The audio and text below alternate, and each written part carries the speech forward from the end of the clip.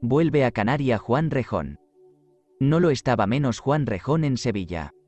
El tesón del deán y la demasiada condescendencia del gobernador eran sobrada causa para que los comisarios de la conquista, mirando los desaires hechos a aquel caballero como propios, hallasen la razón de su parte, a que se añadía el favor de don Fernando Rejón, del Orden de Santiago, general de la artillería, su pariente, y el de doña Elvira de Sotomayor, su mujer, ambas personas recomendables para aquellos ministros. Así estos se interesaron vivamente en que Rejón volviese a Canaria con órdenes de reasumir el gobierno, el que, habiendo tomado postas, se embarcó por Cádiz con grande diligencia. No todos los deanes eran sus enemigos. El de Cádiz, que también era deudo suyo, le habilitó una embarcación cargada de municiones y puso a su bordo 30 hombres de la mayor confianza. Esta embarcación recaló sobre Canaria el de 2 de mayo de 1480, pero Rejón, que meditaba una sorpresa, no quiso desembarcar sino a la medianoche por la parte de la isleta, acompañado de sus 30 soldados, dando orden para que el bajel volviese a hacerse a la vela hacia otro rumbo. Puesto en tierra a favor de la obscuridad y habiendo corrompido las centinelas que le conservaban inclinación, consiguió introducirse silenciosamente en el Real de las Palmas y ocultarse en casa de su íntimo amigo Esteban Pérez de Cabitos, que estaba en la plazuela de Santa Ana, contigua a la de Alonso de Sotomayor, su cuñado. Amaneció el día 3 de mayo, y los enemigos de Rejón, que habían acudido a la iglesia a celebrar la festividad de la Invención de la Cruz, no pudieron menos de quedarse atónitos cuando, concluida la misa, vieron que entraba por la iglesia el mismo Juan Rejón, a quien consideraban todavía en Europa, escoltado de sus amigos y de 30 hombres bien armados, los cuales, como si hubiesen ganado una victoria, clamaban «¡Viva el Rey!», y que, echando mano a Pedro del Algaba, le sacaban a empellones de aquel sagrado sitio. La iglesia acababa de ser profanada en Florencia con la conspiración de los Pasis contra los Médicis, pero allá lo fue por un asesinato y en Canarias solamente por una prisión. En efecto, Algaba fue arrestado y recluso en la torre con los mismos grillos y dentro de la misma pieza en que él había encerrado poco antes a Rejón. También se aseguró inmediatamente la persona del deán Bermúdez y las de sus principales faccionarios. Hernán Peraza no estaba ya en aquella isla. Y para serenar la fermentación que este inopinado golpe de autoridad había suscitado entre las tropas, manifestó Rejón en la plaza pública una cédula real que el alcalde mayor Esteban Pérez de Cabitos hizo leer en voz alta al escribano Pedro Algelo. La pronta sumisión con que todos dieron oídos a las cláusulas de este despacho fue una nueva prueba del odio que casi todos habían concebido contra el deán y el gobernador. Dado este paso, que parecía difícil, se procedió sin pérdida de tiempo a otro más osado. El general y el alcalde mayor se aplicaron con el mayor conato a instruirles el proceso, y como los hombres poderosos siempre hallan testigos que lisonjeen su pasión, cuando se trata de oprimir a los desgraciados, fue fácil hacer reo de alta traición a Pedro del Algaba, probándole una inteligencia secreta con la corona de Portugal, en fuerza de la cual había concertado venderle la isla de Canaria por precio de algunos regalos y cierta cantidad de dinero, de que ya había tomado algunas partidas. Muere degollado Pedro del Algaba y sale desterrado Bermúdez. Fenecida esta causa con toda la precipitación posible, fue sentenciado Pedro del Algaba a perder la cabeza en un cadalso y el deán Bermúdez a destierro perpetuo de la isla por amotinador y sedicioso. Pero, ¿por qué no los remitió Rejón presos a los reyes o a los comisarios de la conquista, sin ensangrentarse las manos? ¿Acaso porque sabía que estos prisioneros solían no quedarse en Europa? Ejecutos aquella cruel sentencia la víspera de Pentecostés por la mañana, en medio de la plazuela que hoy es de San Antonio Abad, a voz de pregonero y al ruido de trompetas y tambores. Tal fue el trágico fin del gobernador Pedro Fernández del Algaba. Su infeliz destino le hizo entrar en las tramas del inquieto Bermúdez, prender al mismo general de la conquista a vista de sus tropas, no reconocerle cuando volvió con el obispo, despreciarle ausente y faltar en toda esta serie de acciones a su carácter de hombre de honor. Así, un caballero que había hecho en Sevilla tanta figura vino a pagar en Canaria, por su imprudencia, los delitos de la ambición de un mal eclesiástico. Se asegura que la embarcación que conducía al deán al destierro de su catedral de Lanzarote, de donde no debió faltar nunca, tenía orden secreta del general Rejón para transportarle a la isla de La Gomera y soltarle en el distrito que poseían los gomeros de la Confederación de Orone y Agana, sublevados contra los señores Herreras. Este levantamiento, que quizá fomentaba clandestinamente el mismo conquistador de Canaria, había obligado a pasar a aquella isla a Hernán Peraza, su enemigo personal, y es fácil colegir qué designio habría en la intención de abandonar Aldeán al furor de aquellos rebeldes. Sin embargo, parece que o la oposición de los vientos o la probidad del comandante del navío no dio lugar a tan indignas pretensiones, y el desterrado don Juan Bermúdez, manchado de la sangre de los canarios, fue recibido en Rubicón como un San Juan Crisóstomo, bien que algunos días después perdió la vida devorado de pesadumbres. A la verdad, pocos hombres habían gustado más plenamente que Rejón el indigno placer de la venganza, pero, sin duda, hubiera hecho en nuestra historia un papel mucho más lucido si, continuando en el servicio del soberano, hubiese perdonado a sus enemigos. No han faltado plumas fidedignas que hayan asegurado que aquella real cédula, en fuerza de la cual procedió tiránicamente contra el gobernador, era una pieza falsa, fabricada de acuerdo con sus amigos. Pero no sé qué verosimilitud tuviese semejante anécdota, mayormente cuando la corte hubiera tenido muy presente esta impostura, para no confiarle después como le confió la conquista de la isla de La Palma. Rara aventura de 80 cautivos cristianos.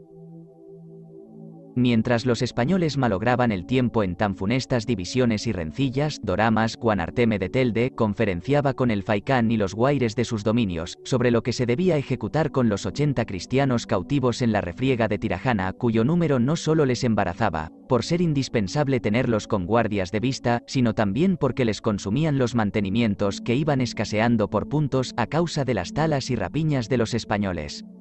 En este caso fue la determinación tan bárbara como ellos mismos. Los prisioneros salieron condenados a muerte de fuego.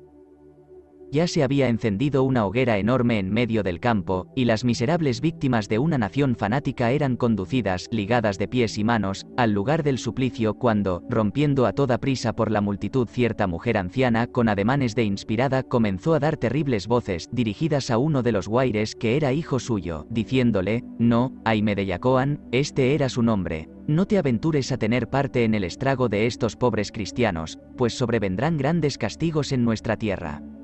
Alcorac, Dios, me lo ha dado a entender así, y yo que soy tu madre, su sacerdotisa, te lo amonesto. En efecto, como esta buena isleña era la principal entre las magadas que cuidaban del culto y tenía alguna reputación de santidad, los canarios, gente crédula y supersticiosa, se sintieron movidos de una piedad tan extraordinaria que, cortando las ligaduras a los prisioneros, les dijeron: «Cristianos, nosotros os concedemos la vida y la libertad. Bien podéis ir a uniros con los vuestros, pero llevad en la memoria nuestras victorias y nuestra conmiseración, para que no tornéis a tomar las armas contra vuestros bienhechores». A cualquiera podría admirar el feliz expediente que halló aquella mujer para salvar las vidas de unas criaturas de su especie, si no se hubiese averiguado el muelle oculto con que obró y que todo se había hecho de acuerdo con su hijo. Esta es una anécdota que a algunos parecerá curiosa. El guaire Aime de Yacoan se compadecía de aquellos cristianos porque él mismo lo era. Es singular la historia de su bautismo. Al tiempo que Diego de Herrera enviaba sus armadores a Canaria con el designio de ejecutar entradas y correrías, consiguieron estos sorprender sobre la costa, en el paraje que llaman Los Bañaderos, 3 isleñas jóvenes y hermosas que se bañaban en las orillas del mar como lo tenían de costumbre. Una de estas, moza de 18 años, era hija de Aime de Yacoan y sobrina del Guanarteme de Galdar. Llamábase Tenesoya Vidina y fue bien recibida en Lanzarote de la señora doña Inés. Maciot Perdomo, de la casa de Bettencourt, se desposó con ella luego que se bautizó y tomó el nombre de doña Luisa.